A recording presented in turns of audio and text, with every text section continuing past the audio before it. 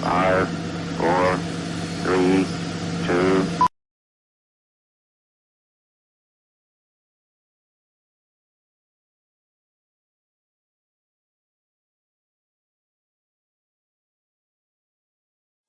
Baik rekan-rekan sekalian, kali ini kami dari kelompok 6 akan mempresentasikan mengenai pelatihan dan pengembangan karyawan.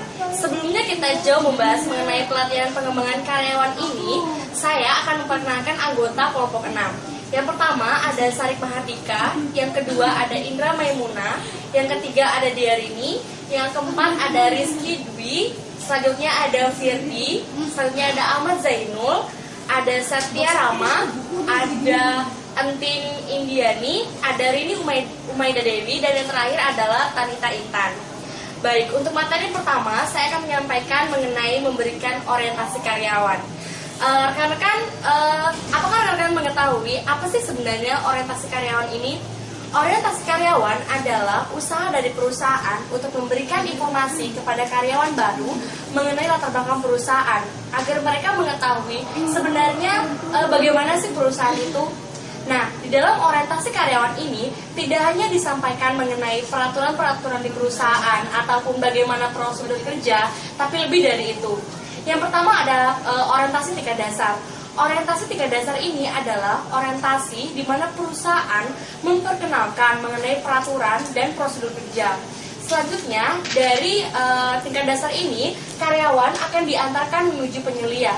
Penyelia akan menyampaikan mengenai hal yang lebih kompleks, seperti bagaimana gaji dari karyawan tersebut, kemudian bagaimana tata tertib di perusahaan tersebut, dan bagaimana karyawan ini didorong untuk bisa bekerja secara kelompok, bekerja dengan orang lain agar ia menjadi lebih produktif.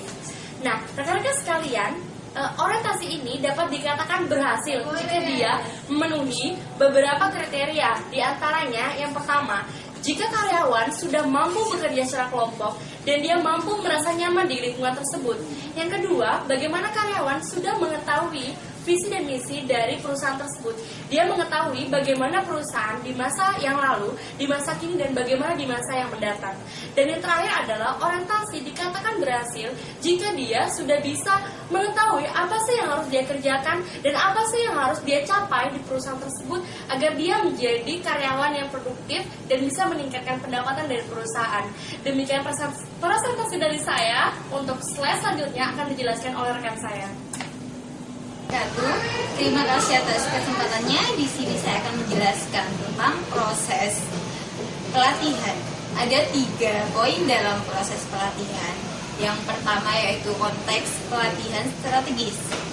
Saat ini pelatihan sangat penting dalam proses manajemen kinerja, di mana pelatihan itu sendiri adalah proses terintegrasi yang digunakan oleh para pengusaha untuk menentukan apakah para karyawannya bekerja searah dengan tujuan organisasi. Hal ini membuktikan bahwa pendekatan terintegrasi dan berorientasi bertujuan untuk melatih, menugaskan, menilai, dan memberikan penghargaan kepada para kinerja karyawan. Selanjutnya ada 5 langkah proses pengembangan. Yang pertama yaitu analisis kebutuhan, yang kedua merencanakan instruksi, yang ketiga validasi, yang keempat implementasi, dan yang kelima evaluasi. Selanjutnya ada pelatihan, belajar, dan motivasi. Suatu pelatihan tidak akan memberikan manfaat bagi para pesertanya jika pelatihan tersebut tidak memberikan motivasi kepada para pesertanya untuk mengambil keuntungan dari pelatihan tersebut. Dalam hal ini, perusahaan ataupun pengusaha dapat melakukan beberapa hal untuk mengembangkan motivasi belajar peserta, yang seperti membiarkan praktek-praktek aktif dan memperbolehkan para peserta untuk melakukan kesalahan, lalu kemudian mengeksplor berulang-ulang solusi dari kesalahan tersebut. Terima kasih, selanjutnya akan dilanjutkan. Terima kasih atas kesempatannya. Di sini saya akan melanjutkan presentasi dari rekan saya tentang proses pelatihan. Di sini saya akan menjelaskan tentang kebutuhan pelatihan. Dalam menganalisis kebutuhan pelatihan, apakah kita melatih karyawan baru ataukah melatih karyawan lama? Tugas utama dalam menganalisis kebutuhan pelatihan untuk karyawan baru adalah untuk menentukan apa yang dibutuhkan dalam pekerjaan itu dan memecahkannya menjadi subtugas, lalu diajarkannya kepada karyawan baru. Sedangkan dalam menganalisis kebutuhan untuk karyawan lama akan lebih rumit. Mengapa? Karena akan mempunyai tugas tambahan dan untuk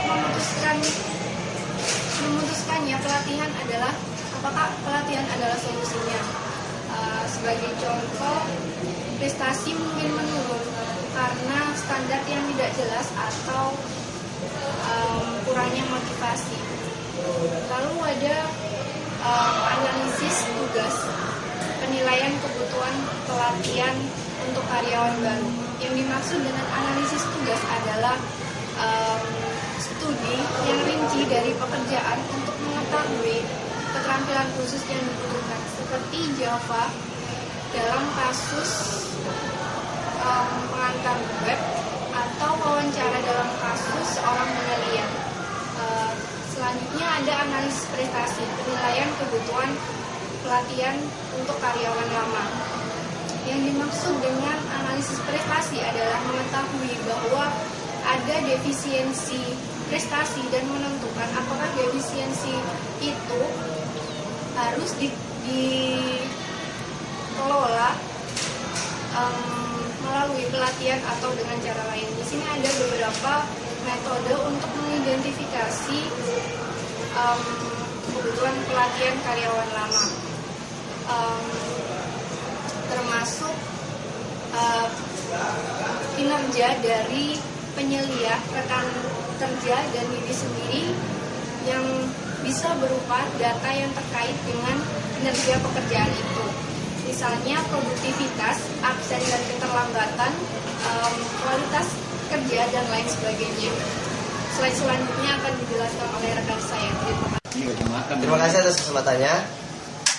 Assalamualaikum warahmatullahi wabarakatuh. Saya Rizky akan mempresentasikan metode pelatihan dan pengembangan karyawan. Salah satunya on the job training.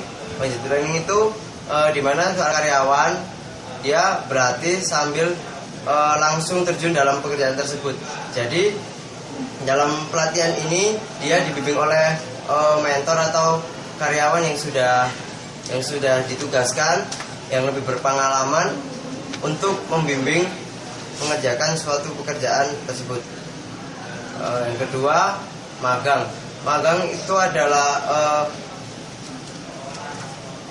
kombinasi terstruktur antara teori yang sudah diajarkan di kelas dengan langsung terjun ke dalam pekerjaan. Jadi setelah dia mendapat teori dari mentor atau gurunya di kelas, dia langsung mengaplikasikan teori tersebut dalam pekerjaan yang dia pelajari. Ketiga, belajar informal. Belajar informal itu dimana seorang karyawan walaupun dia sudah berpengalaman dan sudah lama dalam pekerjaan tersebut, pasti dia akan menemui masalah-masalah dalam pekerjaannya. Dan di situ secara tidak langsung atau secara otodidak dia akan mempelajari dengan sendirinya, baik dengan rekan kerjanya, atasannya, atau dia belajar sendiri. Kalau job instruction training itu adalah langkah-langkah dalam melakukan pekerjaan, yang dimana mentor itu memberikan langkah-langkah step-step agar pekerjaan yang akan dia kerjakan tidak terjadi kesalahan atau human error, seperti dalam mengoperasikan mesin ada step-stepnya agar tidak jadi kecelakaan kerja. Terima kasih. Ya. Di sini saya akan menjelaskan tentang pengajaran. Pengajaran merupakan cara yang cepat dan sederhana untuk memberikan pengetahuan kepada sekelompok orang yang akan dilatih. Contohnya seperti ini. Kalau misalnya kita mau masuk di perusahaan sebagai seorang sales. Nah, otomatis kita seorang sales itu harus memahami produk yang akan kita jual. Nah, di sini contohnya seperti itu, pengajaran itu. Lalu ada pelajaran yang terprogram. Pelajaran yang terprogram ini adalah metode belajar sendiri, langkah demi langkah, yang terdiri dari 3 bagian. Yang pertama adalah menyajikan pertanyaan, fakta, atau permasalahan kepada orang yang belajar. Lalu yang kedua, mengizinkan orang itu untuk memberikan respon. Dan yang ketiga, memberikan timbal balik untuk mendapatkan jawaban yang akurat. Nah, contoh dari pelajaran yang terprogram di sini keuntungannya adalah orang yang dilatih itu akan lebih mudah memahami materi karena mereka belajar sendiri apa yang dilatih oleh perusahaan itu. Dan keuntungannya di sini adalah lebih hemat waktu ketimbang metode pengajaran yang lainnya. Lalu ada teknik pelatihan kemampuan membaca dan menulis. Perusahaan di sini menguji kemampuan dasar dari calon karyawannya. Nah, yang kedua itu suatu perusahaan mencari kelemahan dari karyawannya. Jadi kalau yang pertama itu masih calon karyawan, kalau yang kedua ini sudah karyawan, dan yang karyawan yang udah ada di sana itu akan diberikan pelatihan menulis, membaca, dan berhitung untuk meningkatkan kualitas dirinya. Lalu ada pelatihan dengan menggunakan peralatan audio visual. Teknik pelatihan dengan menggunakan audio visual ini dengan menggunakan seperti film, PowerPoint, kaset audio atau kaset video. Peralatan audio visual ini memiliki kelemahan karena biayanya yang sangat mahal. Tapi peralatan audio visual ini digunakan untuk pelatihan-pelatihan yang sifatnya step by step. Contohnya yang pertama untuk seperti ini. Ilustrasi mengenai rangkaian tertentu selama beberapa waktu. Maka untuk dihentikan, diulang, dan dipercepat atau diperlambat. Keunggulan audiovisual di sini dapat sangat berguna. Contohnya yang tadi saya sebutkan, mesin. Di mesin itu, untuk merangkai mesin itu kan step by step. Nah, tidak mungkin pelatih itu mengulang-ulang kembali step by step apabila ada kejadian yang tidak mudah didemonstrasikan dengan pengajaran langsung. Seperti misalnya tur visual atau pada pabrik atau operasi jantung. Jadi operasi jantung itu kan tidak mungkin harus diulang-ulang gitu terus dan tidak mudah untuk pengajaran yang secara biasa. Jadi melalui audio visual ini. Lalu yang ketiga ada pelatihan untuk orang-orang yang tidak ada pada tempat itu. Jadi pelatihan audio visual ini telah dibutuhkan pelatihan untuk seluruh organisasi dan terlalu mahal untuk memindahkan para pelatih dari tempat yang satu ke tempat yang lain.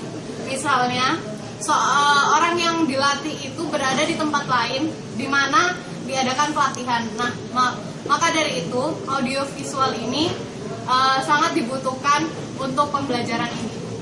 Terima kasih, presentasi dari saya sudah selesai dan akan dilanjutkan oleh. Di sini saya akan melanjutkan presentasi dari rekan saya, yaitu yang pertama pelatihan simulasi. Pelatihan simulasi merupakan suatu metode pelatihan di mana orang-orang dilatih belajar dengan peralatan yang sebenarnya atau dengan simulasi yang akan digunakan dalam pekerjaan.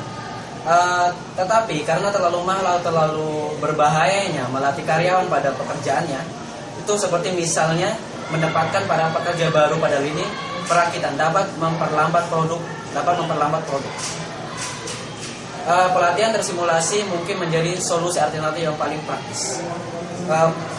Pelatihan berbasis atau bisa disebutkan dengan computer based training atau CBT, yaitu merupakan orang-orang yang dilatih menggunakan sistem berbasis komputer dan atau CD-ROM untuk secara interaktif meningkatkan pengetahuan atau keterampilan program, CBT memiliki beberapa keunggulan, yaitu yang pertama, teknologi alternatif mengurangi waktu belajar kira-kira sebesar 50%.